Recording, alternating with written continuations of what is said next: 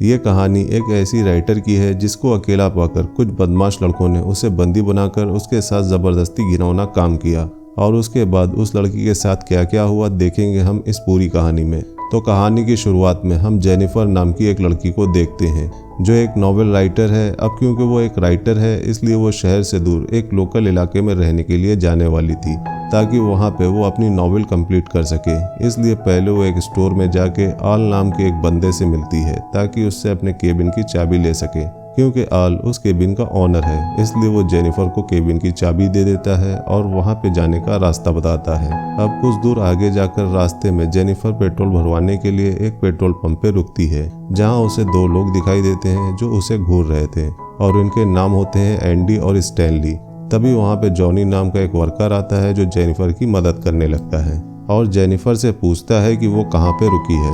तो जेनिफर कहती है कि वो यहाँ पास के ही एक केबिन में रहने वाली है। जिसके बाद जेनिफर जॉनी को पैसे देती है। तभी गलती से उसका पैर एक बाल्टी से टकरा जाता है जिससे जॉनी की पैंट भीग जाती है और ये देखकर उसके दोस्त हंसने लगते हैं। अब जेनिफर उससे सॉरी कहती है और पैसे देकर वहाँ से निकल जाती है। जिसके बाद वो अपने केबिन में पहुँच जाती है जो कि जंगल के बीचों बीच में था।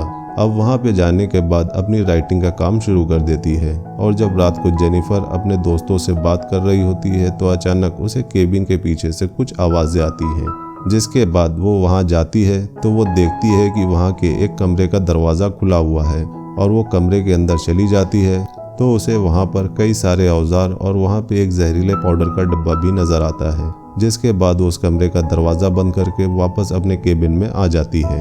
अब आकर जब वो राइटिंग कर रही थी तो गलती से उसके कपड़ों पर बियर का गिलास गिर जाता है तो वो अंदर जाती है उसे धोने के लिए। तभी यहाँ पर हम देखते हैं कि खिड़की से उसे कोई देख रहा है। अब अगली सुबह जब जेनिफर जॉगिंग कर रही होती है तो उसे जंगल के बीच एक छोटा सा पुराना घर दिखाई देता है और जब वो उस घर के अंदर जाती है तो देखती है कि वो घर पूरी तरह से खाली है और अंदर कोई भी नहीं है। उसके बाद वो अपने केबिन में वापस आ जाती है और वॉशरूम में जाती है, लेकिन जब वो टैप ऑन करती है तो उसके अंदर पानी नहीं आ रहा था। इसलिए वो हेल्प के लिए कॉल करती है तो एक मैथ्यू नाम का बंदा उसके घर आता है पाइप ठीक करने के लिए। लेकिन जब वो उसका पाइप ठीक कर देता है तो जेनिफर खुश होकर उसके गाल पर एक किस करती है और उसका शुक्रिया अदा करती है। अब मैथ्यू थोड़ा बुद्धू टाइप का इंसान है इसलिए वो शर्मा कर वहाँ से भाग जाता है। वहीं शाम को मैथ्यू, स्टैनली, एंडी और जॉनी एक साथ फिशिंग करने जाते हैं जहाँ वो उन्हें बताता है कि शहर की उस लड़की ने मुझे गाल पर किस किया। ये सुन के जॉनी को बहुत बुरा लगता है और उससे कहता है कि ऐसा हो ही नहीं सकता। तभी स्टैनली जॉनी को अपने कैमरे में जेनिफर की वीडियो दिखाता है, यानी वो स्टैनली ही था जो उस खिड़की से देख रहा था। ये सब देखकर जॉनी की नीयत खराब हो जाती है और वो अपने दोस्तों से जेनिफर के बारे में उल्टा सीधा बोलने लगता है और कहता है कि देखना आज रात को ही मैं इस लड़की का शिकार करूंगा। अब रात को जेनिफर जब सो रही होती है तो अचानक उसके दरवाजे से कुछ आवाज़ आती है और जब वो वहाँ जाती है तो वहाँ पर उसे एक मरी हुई चिड़िया दिखाई देती है और ये देखकर वो काफ़ी घबरा जाती है।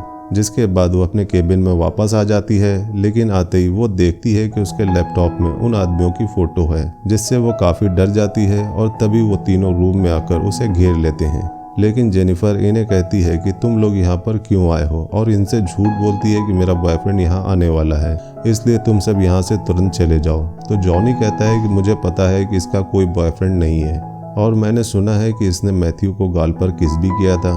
ये कहकर वो मैथ्यू को बुलाकर अंदर लाते हैं, लेकिन जेनिफर कहती है कि मैंने उसका शुक्रिया अदा करने के लिए वो किस किया था।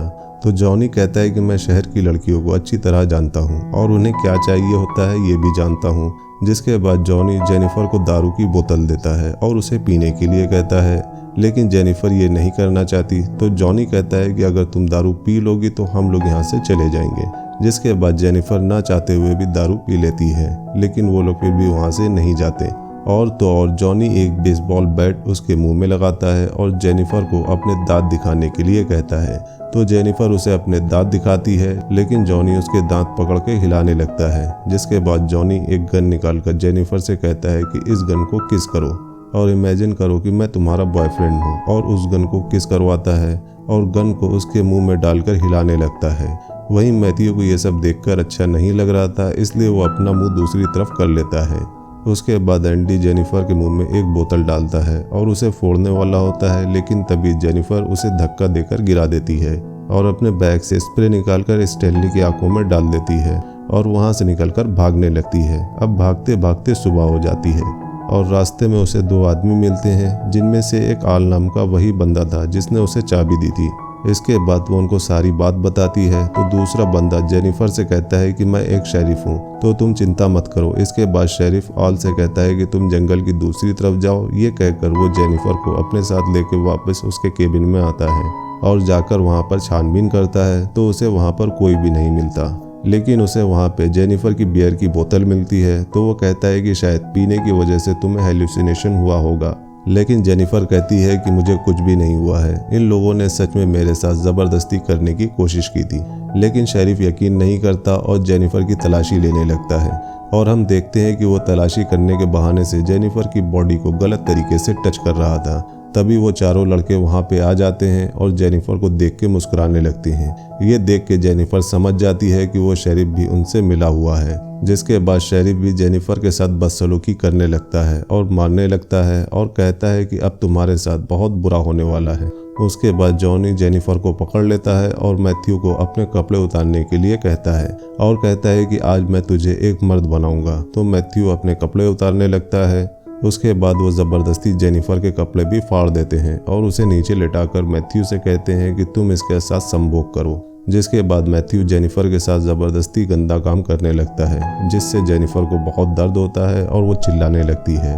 तभी शेरिफ के घर से उसकी बेटी एंजल का कॉल आता है, जिस पर उसकी बेटी उससे कहती है कि आज वो घर पर जल्दी आए, जिससे शेरिफ अपनी बेटी से वादा करता है कि आज वो जल्दी घर वापस आ जाएगा।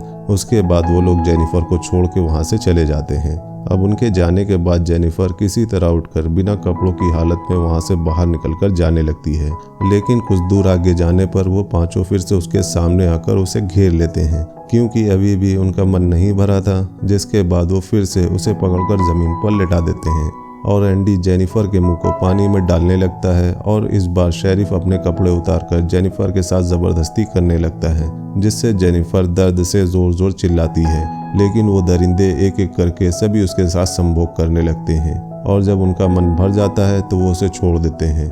इसके बाद जेनिफर किसी तरह उठकर वहाँ से जाने लगती है और इतना जुल्म सहने के बाद वो पूरी तरह पागल सी हो गई थी। फिर जब वो एक पुल के पास पहुँचती है तो वो पांचों फिर से उसे मारने के लिए वहाँ आ जाते हैं, लेकिन तभी जेनिफर पानी में कूद जाती है। जिसके बाद वो पांचों पानी में देखते हैं तो उन्हें जेनिफर कहीं भी नजर नहीं आती, इसलिए वो घंटों तक उसकी बॉडी के ऊपर आने का इंतजार करते हैं, लेकिन जेनिफर की बॉडी ऊपर नहीं आती। शेरिफ ये देखकर उन सभी से कहता है कि तुम्हें जेनिफर पर नजर रखनी होगी, अगर वो यहाँ से भाग गई तो हम सब मुसीबत में पड़ सकते हैं। फिर वो जेनिफर की सभी चीज़ों को जला देते हैं ताकि कोई सबूत ना बचे। अब रात को शेरिफ अपने घर आता है और अंदर जाकर अपनी बेटी से मिलता है, जहाँ उसकी बेटी उसे सरप्राइज देती है कि वो ऑनर्स प्रोग्राम के लिए सिलेक्ट हो गई है। फिर अगले दिन शेरिफ आल के पास जाता है और उसे उसके केबिन की चाबी लौटा देता है। तभी आल उससे पूछता है कि क्या वो लड़की यहाँ से चली गई, जिस पर वो कहता है कि हाँ वो लड़की चली गई। अब अगले सीन में हम देखते हैं कि ये सभी अभी भी जेनिफर को ढूंढ रहे हैं, लेकिन वो उन्हें कहीं नहीं मिलती। और वहीं मैथ्यू ने जेनिफर के साथ जो अत्याचार किया था वो ये सब सोचकर उसको काफ़ी गिल्ट फील हो रहा था। अब एक दिन आल शेरिफ को कॉल करता है और कहता है कि उसे जेनिफर की बहन का कॉल आया था, जो कह रही थी कि जेनिफर अभी तक वापस क्यों नहीं आई, तो क्या तुमने उसके साथ कुछ गलत तो नहीं किया। इस पर शेरिफ कहता है कि नहीं, ऐसा कुछ भी नहीं हुआ, वो बस वहाँ से चली गई। अब अगली सुबह स्टैनली भागते हुए एंडी और जॉनी के पास आता है और उन्हें बताता है कि उसका कैमरा चोरी हो गया है और उस कैमरे में जेनिफर की वो सारी वीडियो क्लिप थी। ये सुनकर जॉनी स्टैनली को मारने लगता है और कहता है कि तुम्हें वो सब रिकॉर्ड करने की क्या ज़रूरत थी। अब रात को जॉनी जब अपने घर में होता है तो उसे अपने दरवाजे पर कुछ आवाज़ आती है और जब वो वहाँ जाता है तो उसके दरवाजे पर एक मरी हुई चिड़िया मिलती है, जिसे देखकर वो सोचता है कि शायद स्टैनली और एंडी उसके साथ प्रैंक कर रहे हैं। लेकिन उसे फिर से वही आवाज़ सुनाई देती है और वहाँ जाने पर उसे जेनिफर की एक चप्पल मिलती है, जिसे देखकर वो काफ़ी घबरा जाता है। तभी उसे झाड़ियों में से एक और आवाज़ सुनाई देती है और आगे जाने पर उसे मैथ्यू के हाथ के रबर बैंड्स मिलते हैं, जिससे उसे लगता है कि मैथ्यू ये सब कर रहा है। अब अगले दिन हम शेरिफ को अपने घर आता हुआ देखते हैं, जहां उसकी वाइफ एक गिफ्ट देकर उसे कहती है कि किसी ने तुम्हारे लिए ये भेजा है, जिसके अंदर एक कैसेट भी है। अब शेरिफ जब उस कैसेट को हाथ में लेकर देखता है तो वो काफ़ी डर जाता है और उन लड़कों के पास जाता है। वहाँ जाकर वो स्टैनली को पीटने लगता है और कहता है कि तुम्हें वो वीडियो रिकॉर्ड करने की क्या ज़रूरत थी। तभी जॉनी कहता है कि कल रात को मुझे भी कोई परेशान कर रहा था और मुझे पता है कि ये सब मैथ्यू कर रहा है, क्योंकि उसे जेनिफर की मौत से गिल्ट फील हो रहा है, इसलिए वो हमें डराना चाहता है। फिर शेरिफ उन्हें मैथ्यू को ढूंढ कर लाने के लिए कहता है और वो खुद आल के पास जाता है और उसे शूट करके मार देता है, क्योंकि आल को भी उन पर शक हो गया था। इधर मैथ्यू जेनिफर के घर के बाहर बैठकर गिल्टी फील कर रहा था। तभी उसे जेनिफर की आवाज़ सुनाई देती है, जिससे वो ऊपर जाता है तो उसके सामने जेनिफर एक सोफे पर बैठी हुई थी। फिर वो उसे अपने पास बुलाती है और कहती है कि मुझे पता है कि तुम गिल्टी फील कर रहे हो। तभी मैथ्यू जेनिफर से माफ़ी मांगने लगता है और कहता है कि मैंने जानबूझकर तुम्हारे साथ ऐसा नहीं किया था। लेकिन जेनिफर उसके गले में एक रस्सी डालकर जोर से कसने लगती है, जिससे मैथ्यू बेहोश हो जाता है। वहीं एंडी और स्टैनली मैथ्यू को ढूंढ रहे होते हैं और ढूंढते ढूंढते एंडी एक सुनसान घर के अंदर जाता है, जहां पर उसे एक गद्दा दिखाई देता है। वहीं इधर स्टैनली के सामने जेनिफर आ जाती है, जिसे देखकर वो उसे मारने के लिए आगे बढ़ता है तो उसका पैर एक ट्रैप में फंस जाता है, जिससे वो चिल्लाकर एंडी को बुलाने लगता है। और जब एंडी वहां पर आता है तभी जेनिफर पीछे से आकर एंडी पर अटैक कर देती है और फिर स्टैनली के भी सर पर मार देती है, जिससे वो बेहोश हो जाते हैं। अब एंडी की जब आंख खुलती है तो वो खुद को लकड़ी के सहारे एक बाथ टब पर लेटा हुआ पाता है। तभी जेनिफर वाटर ऑन करके उस टब को भरने लगती है। इधर स्टैनली को भी उसने एक पेड़ से बांध रखा था और उसे चूहा खिलाते हुए उसका वीडियो बनाने लगती है और इसकी आईब्रो पर फिशिंग हुक लगाकर उस धागे को पेड़ से बांध देती है, जिससे वो अपनी आंखें न झपका पाए। फिर वो एंडी के पास जाती है, यानी जेनिफर दोनों को एक साथ मार रही थी और दोनों आसपास ही थे। अब जेनिफर एंडी के पास आती है, लेकिन एंडी उससे माफ़ी मांगने लगता है। तभी जेनिफर उससे कहती है कि मैं भी तुम्हारे सामने ऐसे ही गिड़गिड़ा रही थी, लेकिन तुम लोगों ने मेरी एक भी नहीं सुनी और सब ने जमकर मेरा फ़ायदा उठाया। जिसके बाद वो उसका मुंह पानी में डुबोकर कहती है कि मैं तुम्हें बहुत बुरी मौत देने वाली हूँ। फिर वो स्टैनली के पास जाती है और एक मछली का पेट फाड़कर उसका मांस निकालकर स्टैनली की आंखों में घुसा देती है। इसके बाद वो एंडी के पास जाकर उसके पानी में जहरीला पाउडर मिला देती है और उसके नीचे से एक लकड़ी का टुकड़ा निकाल देती है, जिससे एंडी उस पानी में चला जाता है और उसका मुंह जल जाता है। इधर स्टैनली के पास कुछ पंछी आकर उसकी आंख में लगा मांस खाने लगते हैं और साथ ही उसकी आंख भी निकाल लेते हैं, जिससे बहुत ही बुरी तरह से उसकी वहीं पर मौत हो जाती है और इस तरह से वो दोनों को मार देती है। इसके बाद जेनिफर पेट्रोल पंप पे जाती है, जहां वो जॉनी पर हमला करके उसे किडनैप कर लेती है। जिसके बाद जब जॉनी की आंख खुलती है तो वो अपने आप को बिना कपड़ों में बंधा हुआ पाता है और जेनिफर को सामने देखकर हैरान हो जाता है।